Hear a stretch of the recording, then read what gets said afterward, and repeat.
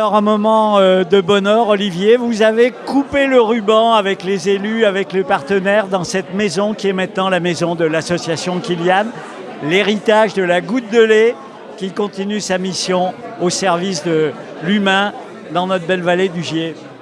Oui, alors j'ai même quelqu'un hier qui m'a dit que c'était la maison du bonheur. La maison du bonheur.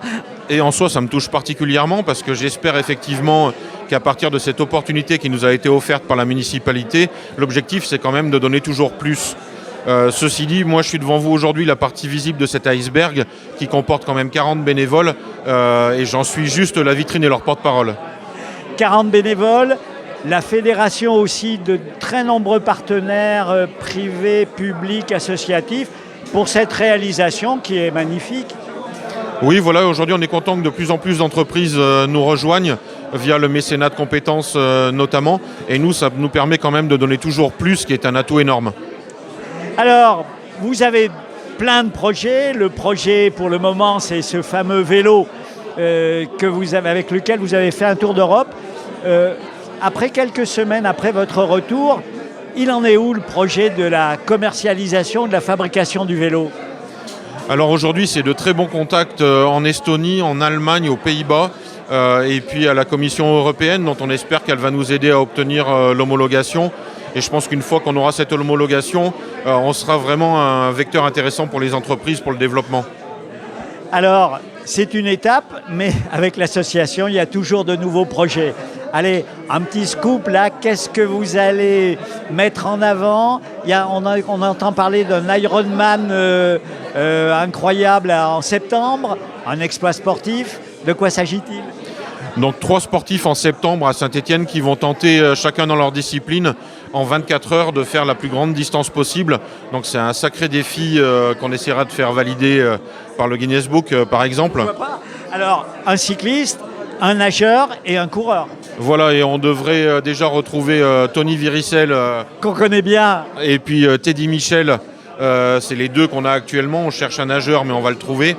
Mais voilà, je leur fais un salut amical à tous les 2 parce que suivre des aventures comme celle-là, je suis franchement épaté. Dernier clin d'œil autour d'un projet à l'Assemblée nationale. On écoute parler aussi, alors là c'est encore une folie de l'association. Oui, alors c'est l'aboutissement et on compte beaucoup sur Emmanuel Mandon là-dessus. Mais l'objectif principal, ça reste avec une équipe qui s'appelle les Super-Héros Grand Cœur du côté de Montpellier. L'objectif, c'est de descendre les façades d'hôpitaux habillés en super-héros. 5 façades d'hôpitaux en France. Voilà, 5 hôpitaux français et terminés par l'Assemblée nationale. Et d'offrir des cadeaux à des enfants hospitalisés à cette occasion. Voilà, écoutez, merci Olivier, bravo. Clin d'œil à vos 40 bénévoles, aux innombrables sponsors, mécènes, aides de tous ordres. C'est une belle histoire, une belle aventure humaine. Oui, et puis je remercie également vos auditeurs et vous-même qui êtes présents régulièrement sur nos aventures. Donc merci à tous et puis voilà, un grand coup de chapeau à vous. À bientôt. À bientôt Jean-Claude, merci. Et merci à Jean-Marc pour la réalisation technique. Inauguration des locaux de l'association Kilian, héritage de la goutte de lait à Saint-Chamond, des locaux magnifiques. Et puis 40 bénévoles dans l'association. Et Olivier Cressan, votre chef de file, nous a dit mais il faut leur donner la parole. Par exemple, Christine. Alors vous êtes la représentante de ces bénévoles qui s'investissent dans l'association. Alors votre engagement, il s'est fait comment ? Eh bien moi, ça fait 17 ans que je suis... 17 ans. Oui, 17 ans que je suis bénévole dans l'association. Et on est une équipe très dynamique. Chacun donne le temps qu'il peut, ce qu'il peut. Et grâce à notre présidente Valérie Gonon, grâce à Olivier, on est tous là pour représenter Kilian, l'association. On a tous des valeurs communes qu'on souhaite partager avec tout le monde. Voilà. Alors c'est l'amitié, c'est l'envie d'être utile qui vous a fait vous engager dans l'association. Mais alors depuis 17 ans, qu'est-ce que vous avez fait, chère Christine ? Ouh là là. Quelques moments marquants, quelques beaux souvenirs, quelques belles images. On en a fait des choses, des manifestations, alors vraiment très variées. aussi bien sur le sport. Beaucoup de défis sportifs incroyables. Sportifs, oui, des pièces de théâtre, des concerts. Et puis là, il y a eu bien sûr les travaux des locaux. Alors vous, qu'est-ce que vous avez fait dans ces locaux? Il y a un endroit où vous dites, ça c'est moi? Alors moi, en fait, je suis allée à la déchetterie. J'ai fait des trajets à la déchetterie. Parce que vous avez emmené des tonnes et des tonnes de... Tout à fait, c'est ça. Donc voilà, comme je ne sais pas faire grand-chose, je me suis rendue utile comme j'ai pu. Après voilà, j'ai fait pas mal aussi de ménage, de choses comme ça. Mais tout le monde a participé à sa hauteur pour avoir des locaux comme on a aujourd'hui et pouvoir travailler dans de meilleures conditions. Donc bien sûr pour Kylian, mais aussi pour tous les enfants porteurs de handicap qu'on pourrait aider avec leur famille. Voilà. Parce que ce qu'il y a de beau dans cette aventure, c'est que c'est Kylian qui a fédéré au début autour de lui. Il était tout gamin, et puis maintenant, c'est un jeune homme, c'est un homme. Voilà. Et donc le relais est passé pour d'autres actions, pour d'autres personnes, d'autres familles, d'autres enfants. Voilà. C'est ça qui continue à vous motiver?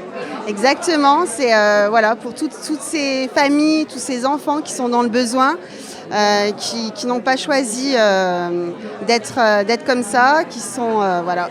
Et pour nous, c'est hyper important. Et c'est vrai que Kylian, grâce à Kylian, on en est là aujourd'hui. Voilà. Merci Christine, bravo. Et puis clin d'œil aux 39 autres. Exactement, merci à tous les bénévoles qui sont autour de nous et qui nous aident chaque jour. Voilà. Merci. Merci à Jean-Marc pour la réalisation technique.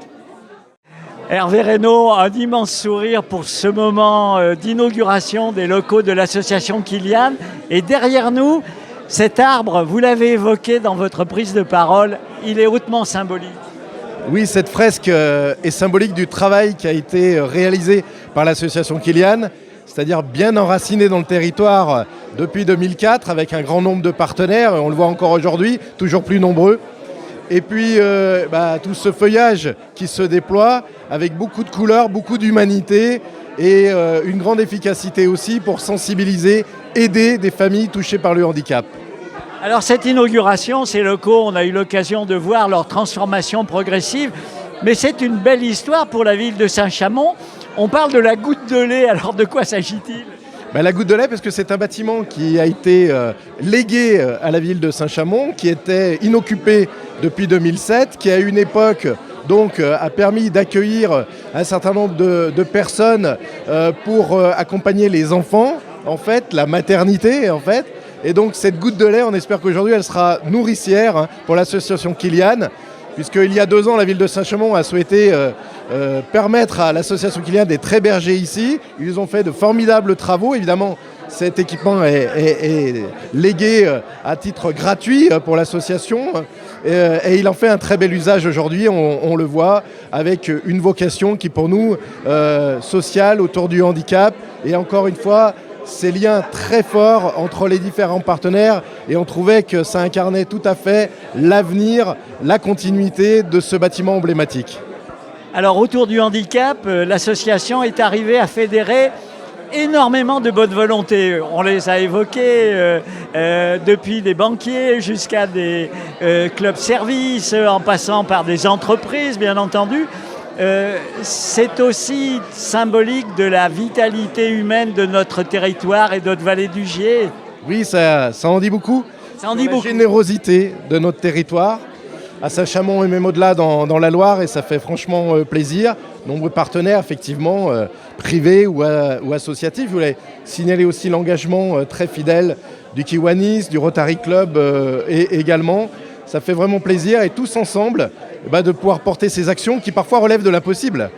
Il y a quelques semaines, on s'était retrouvés ici après le tour d'Europe de l'association Saint-Chamond parmi les capitales européennes pour encore une fois sensibiliser et démontrer le prototype du vélo qui a des applications tout à fait pratiques.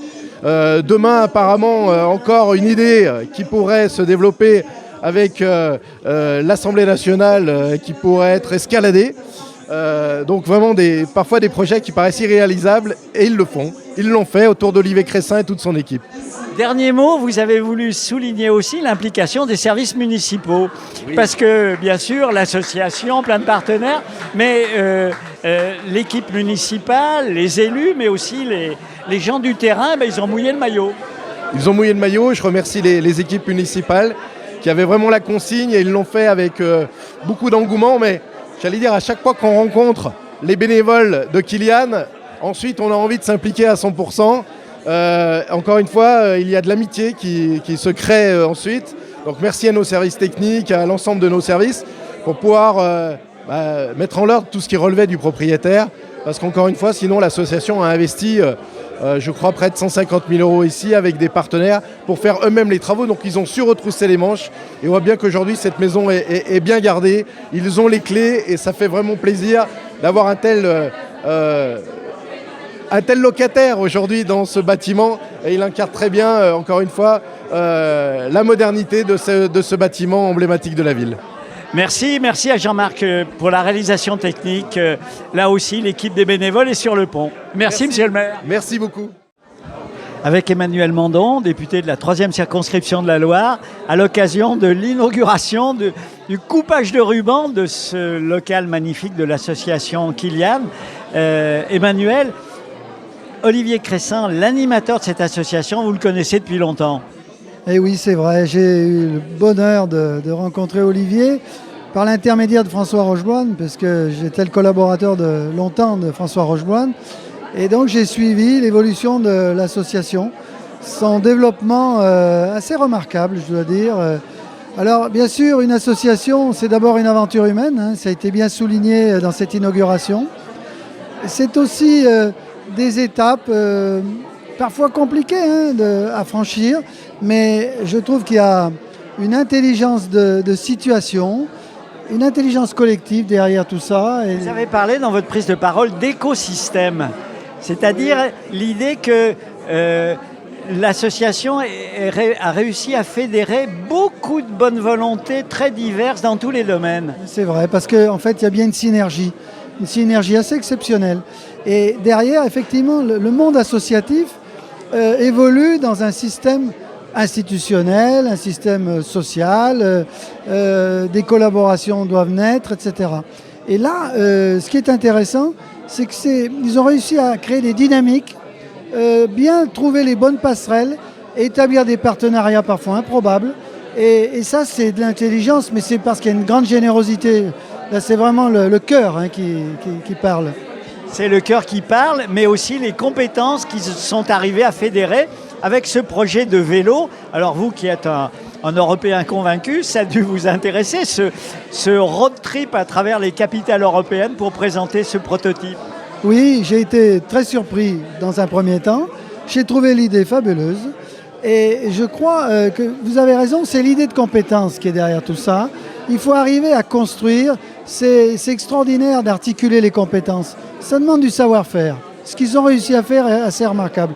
Et pour la dimension européenne, c'était aussi sortir de sa zone de confort, aller voir plus loin, aller voir l'autre. C'est un beau message d'ouverture. Et à un moment donné, où on critique un peu facilement l'Europe, je trouve qu'aller vers nos amis européens, c'est montrer qu'on est capable de sortir de notre précaré français. Et puis peut-être, dernière question, l'association invente toujours des projets les plus inattendus, les plus étonnants. Olivier a évoqué la possibilité de descendre en rappel la façade de l'Assemblée nationale, tout ça bien sûr pour la bonne cause du handicap. Alors nous sommes en train d'étudier la faisabilité. Oui, parce que ça... Mais ça tombe bien d'ailleurs parce que les colonnades de l'Assemblée ont été rénovées il y a peu de temps et elles sont bien mises en valeur. Et moi j'espère que ce projet pourra évidemment voir le jour. Donc il m'a remis un dossier et je vais travailler là-dessus. Ça c'est ma mission d'aujourd'hui. Voilà, c'est le dossier. Voilà, le dossier est là et je trouve que c'est extrêmement intéressant de voir qu'à travers ça en fait, ce qui est intéressant, c'est des actions de mobilisation et de sensibilisation. On sort de son précaré, on va vers l'autre. Et bon, il faut de temps en temps casser des codes. Ici, se projeter sur un peu d'événements sportifs. Le sport est un superbe vecteur de communication. Il y a un projet d'Ironman, Olivier nous l'a détaillé, qui est fabuleux. Qui est extraordinaire parce que là aussi, on sait que par le dépassement de soi, eh bien, on arrive à rayonner un peu plus. Non, je trouve que le message est formidable. S'agissant du handicap, où le handicap était perçu toujours comme la somme des contraintes, eh bien, on est là au contraire à s'épanouir et à sortir et à s'émanciper. Et je trouve que c'est très positif, c'est plein d'espérance en tout cas, c'est très beau. Merci à Jean-Marc pour la réalisation technique.